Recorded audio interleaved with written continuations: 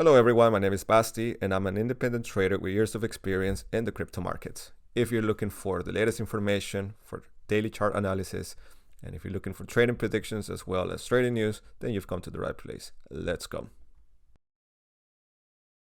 Good morning guys and welcome back to the channel. Let's go ahead and get started right away because there's a lot to cover, a lot has happened.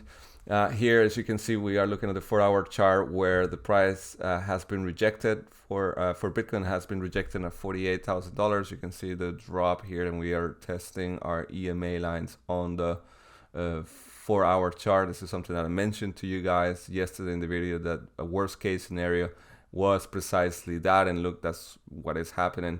Unfortunately, I also mentioned that it's very important for Bitcoin to remain inside this significant area because that gave us more chances that the price will continue to go up. However, as you can see here, the contrary has happened and we have dropped in the price.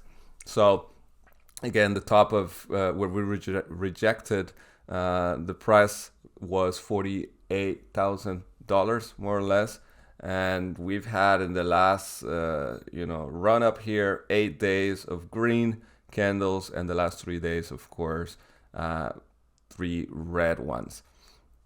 One thing to notice here on the daily chart again is that if we zoom in a little closer so you can see the 200 EMA line plus the 13 EMA line, we are testing right now these two lines. As you can see, we are testing these as support. So far we found some support here, as you can see, hopefully, and that's what I want to see, that at the very least at $44,600 that the price remains above that, and that we have a daily close at the very least above that price line. It is very, very important, because if it doesn't, then we might keep going down, to $44,000, which is the 100 EMA line, and that of course would not be as good. We also have to keep in mind that we now have closed our CME gap, something that I mentioned to you towards the beginning of the week on Monday. Usually what happens, of course, is during the weekend, Bitcoin, you can still buy it on the regular markets, but in the futures market, they stop selling and buying on Fridays. So usually what Bitcoin likes to do is go back and close that gap that was created over the weekend when the price has a big movement either towards the upside or the downside. You can see here we had a gap that was closed here. Here's another gap that was closed here. And so right now, of course, for the recent gap that we've had, you can see we've closed that one. There's also a gap, a couple of, 3 more gaps that we've had all the way down to $9,000 in the past that we haven't closed. However, that doesn't necessarily mean, of course, that we are going to go back and close these gaps, because they don't always have to be closed. However, for this week, it seems that we have done that. So now let's go and have a quick look at the 1-hour chart, where we also see this very clearly, of course, that we've been using for a while. We were on an uptrend line and we were using our EMA lines as support over and over again. Then we remain trading sideways for some time, and finally, obviously, here you can see that yourself, after trading sideways for a while, then we broke down our uptrend. We went below our support line and we stopped using the EMA lines as support. So right now, the name of the game is that we remain above this area here. You can see that we found a support. It's also significant, around the $44,000. And it's very important that we remain above this line, because of course, if we don't, then we're looking at going back to $42,800 or even $42,000.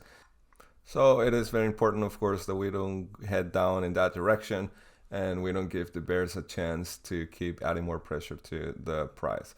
Here on the 4-hour chart, it's important to see that we did have a big rise in the price of Bitcoin in the last couple of weeks.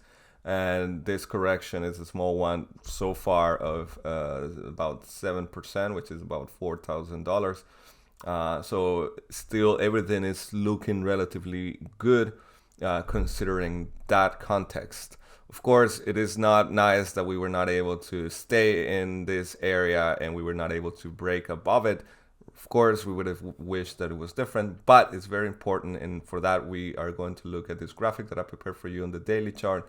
It's very, very important that the line, this top line of our ascending triangle over here, that this now really gets confirmed and gets used as support. You can see it was very strong resistance that we tried many times to break out of it.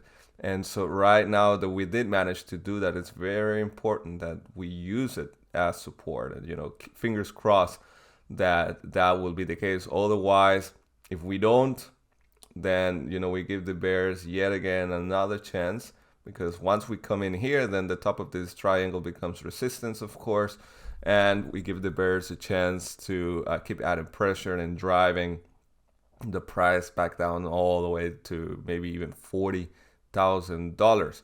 So that's definitely something we don't want to see, and hopefully that's not what is going to happen.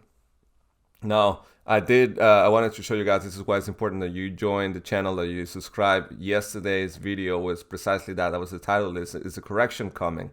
And as you can see, that is what happened today. So it's important that you subscribe to the channel, you hit the notification bell, that you like the videos that we post every day. And that way you can help us continue to grow, continue to give our information to those out there. Fear and Greed Index, we are at 50 points. That means we dropped 2 points from yesterday. So really, there's not a whole lot of change here. That's another 50% chance.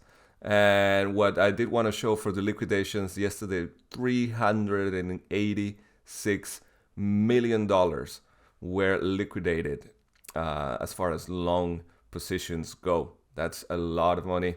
It's crazy. You can see here, of course, most of the liquidations, even though here we had a little bit of the, short positions. Right now, most of them are here. You have 16 million, for example, in long positions that got liquidated here, almost 16 million as well. And so, yeah. Right now, of course, this is the game that the market makers play, where they add a lot of pressure for the price to go down. And now that the price has gone down, then it's for them more profitable to add pressure for the price to go up, so that they can catch those short positions, liquidate them, and add again liquidity to the market, add more capital to the market. So a lot of people are saying that this drop in the price for Bitcoin has something to do with the fact that the EU Parliament agreed to add more, hard regulations to unhosted wallets. And I personally don't think so, because if we go over here and we look at the traditional markets, for example, the S&P 500, we can see here that, again, you see it's a big drop that we had yesterday. We're looking about 2% drop, which is a lot for this type of market. We of course closed this little gap here, but again, this is something big for the S&P 500, and Bitcoin seems to have mimicked what happened here. So yeah, of course, I could say that this has something to do with it. It added some more pressure to Bitcoin. But yeah, in general here, for example, related to this article, what they did is, yes, they did agree that they want to add more regulations to make it harder for future accounts that will be open in the traditional, exchanges for cryptocurrencies, that they have more control, that they make sure that they verify identities of their customers, because they're trying to avoid more money laundering that way. And so they're trying to do that, with different regulations. One of them is if you make a transaction that's above 1,000 euros, then there needs to be a report made about that.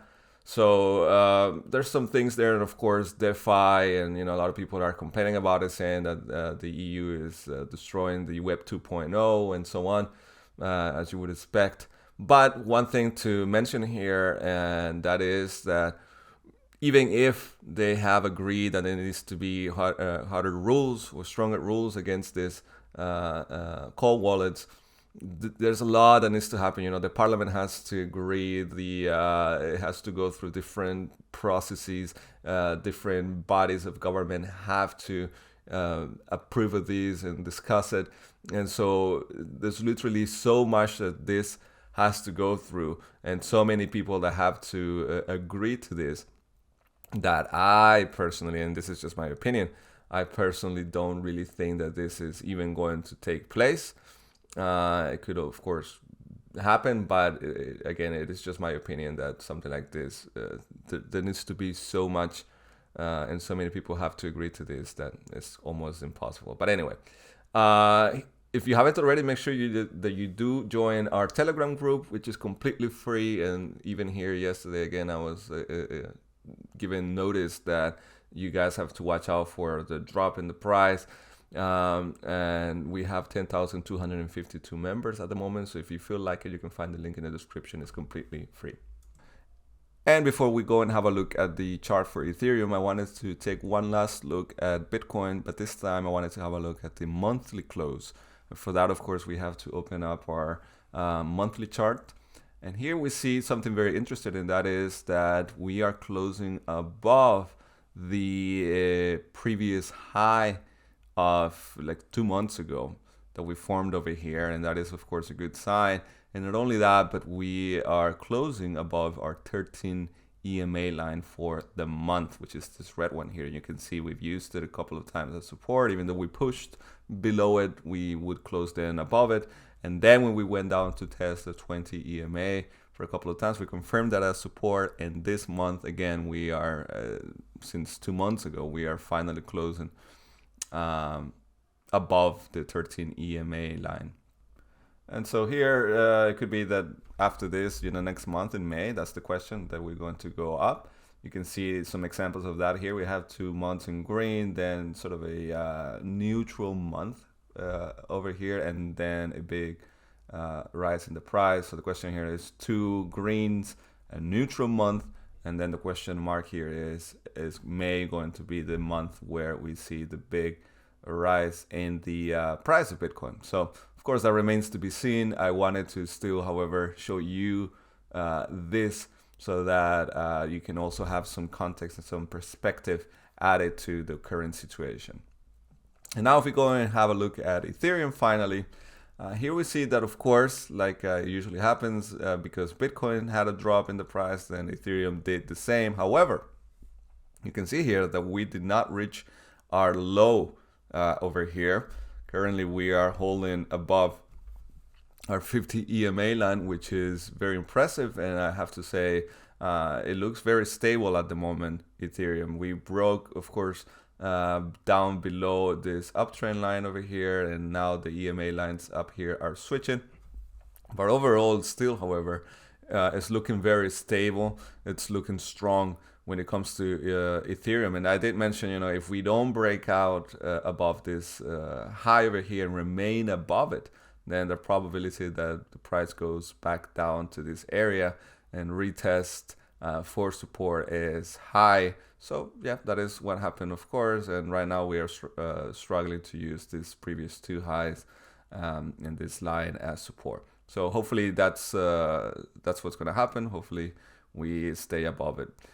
Anyway, that's everything that I have prepared for you guys today. Thank you so much for watching. As always, please don't forget to hit the like button for this video. It helps us a whole lot to keep bringing you this free content, and it also helps helps us with YouTube and the algorithm, so that they can always present our video to even more people. But that's it. Thank you so much for watching. Again, have a great day. My name is Basti. Bye bye.